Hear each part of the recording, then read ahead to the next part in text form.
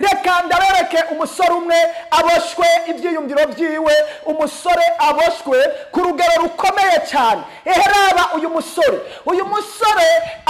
araboshwe ubwenge, araboshwe amaso, ntashobora kubona ntakanura, ntashobora kwiyumvira. Nicyo gituma abantu benshi barabona ko baboshwe, wanamubwira ngo ngwino tugusengere ngo nta mwanya, nawe narabibona akaguma yiruka mu kurondera ubuzima kandi atabushikira, aho kubanza kubohoka, aho kubanza kuva mu minyororo y'abadayimoni, akaronka n'ibyo bihumbi 100 biragurutse, 300 yaragurutse, ibihumbi 500 imiliyoni iragurutse. Mwene data uhura n'ibyo bintu, inama ndakubwira kurondera ni byiza.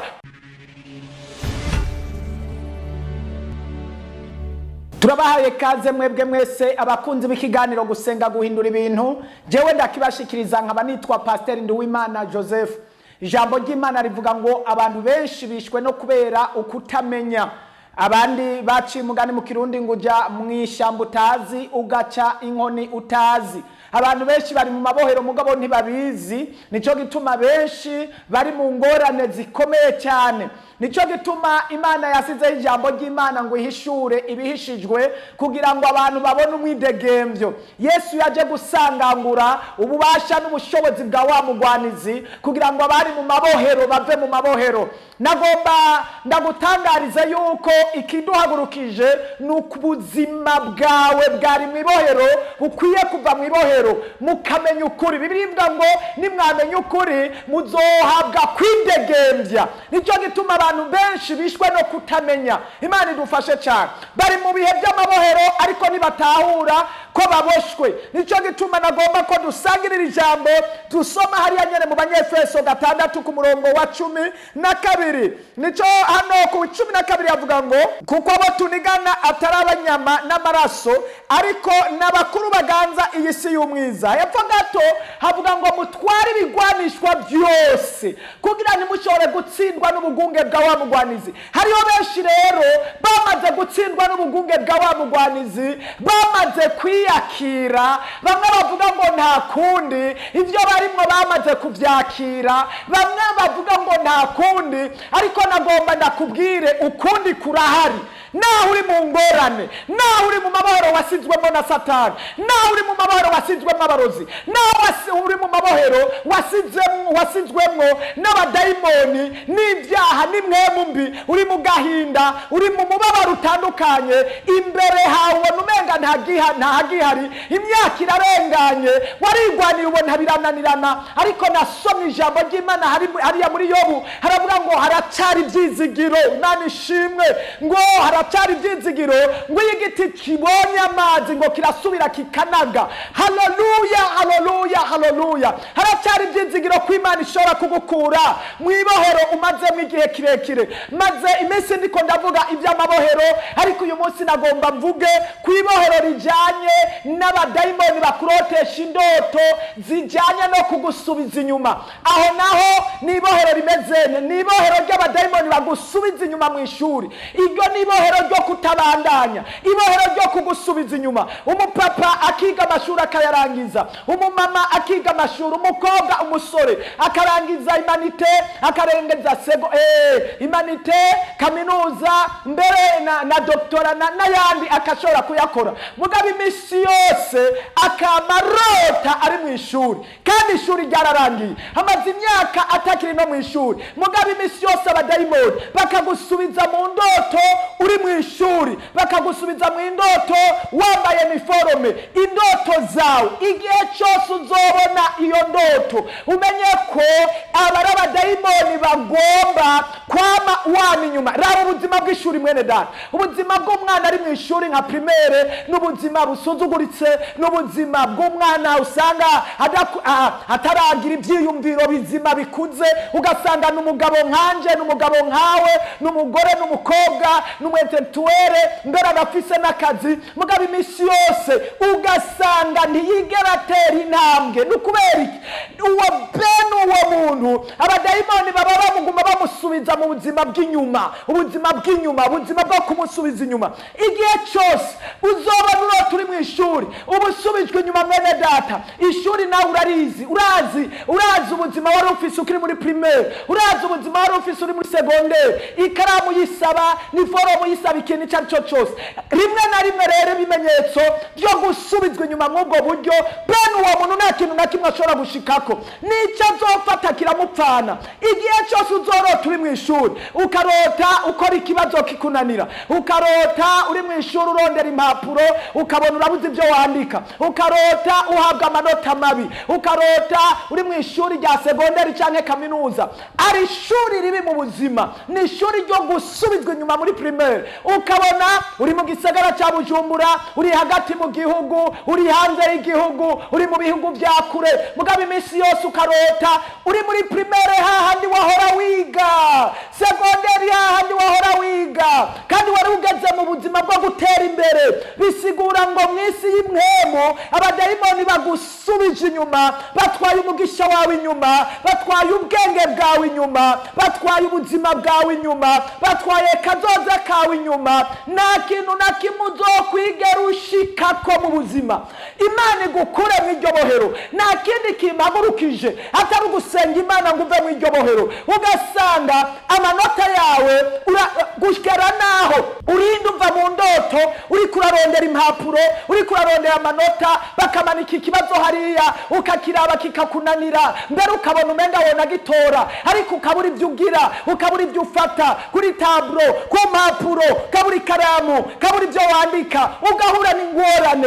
Ariko nagomba ndakubwire mwene data, Imana numva igiye kunkoresha kugira ngo uve mu iryo bohero. Ikintu cyose kigira umwanya wacu, Imana igushoboze. Icy'ingenzi no gutahura gusa yuko uri mu ibohero. Nagomba ndakwereke abatari bake babi mu ibohero nk'iryo. Benshi cyane ubuzima bwawe buri mu ibohero, benshi cyane bari mu ibohero.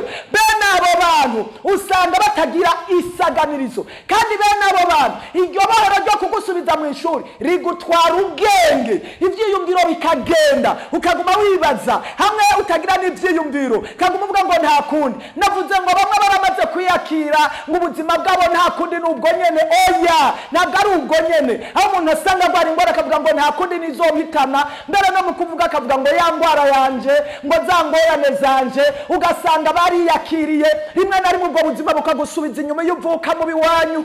Si ngombwa ngo umere nk'iyo uvuka. Oya, haba namba, haguruka uhangane n'ubushobozi bw'umwijima, haguruka uhangane n'abadayimoni, ucagagura iyo minyororo biciye mu kwizera n'ijambo ry'Imana. Byose bikunze uzoshika kuri mugambi. Reka ndabereke umusore umwe aboshwe ibyiyumviro byiwe, umusore aboshwe ku rugero rukomeye cyane. Eheraba uyu musore